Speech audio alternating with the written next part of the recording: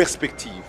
Et le 14 de ce mois, à la salle Chaubeuse, je vais présenter en détail les conclusions, les innovations, les actions clés que, chef de l'État demain, je vais mener à la tête de ce pays pour pouvoir lui redonner espoir et lui redonner la dignité.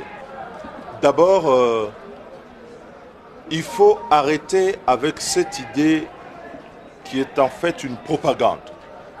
Faire croire que pour pouvoir obtenir le changement dans notre pays, parce que je me bats pour qu'on puisse avoir un nouveau président de la République, parce que le président sortant a montré ses limites, son incapacité à redresser ce pays, des promesses non tenues, à hypothéquer l'indépendance nationale et notre souveraineté.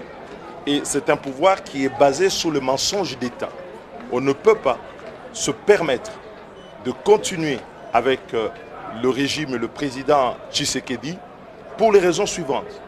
Voilà quelqu'un qui vous a promis de rétablir la sécurité, l'indépendance de ce pays. Nous nous retrouvons avec une indépendance jamais aussi compromise qu'aujourd'hui.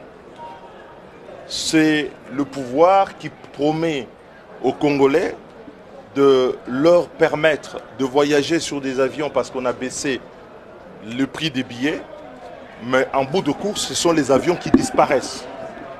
C'est le pouvoir qui, dans un mensonge, dit « nous allons faire la gratuité de la scolarité », mais il a tué l'école. Nous sommes là aujourd'hui pour dire « stop ».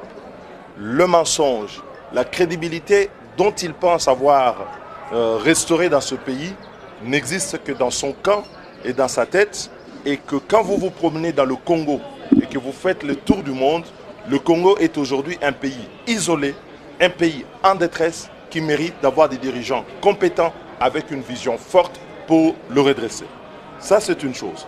La deuxième, considérer que face à un tel pouvoir, il faut un seul candidat pour le battre, c'est en fait alimenter le moteur de la fraude, où on veut faire croire aux gens que la présence de plusieurs candidats signifie que la fraude est validée.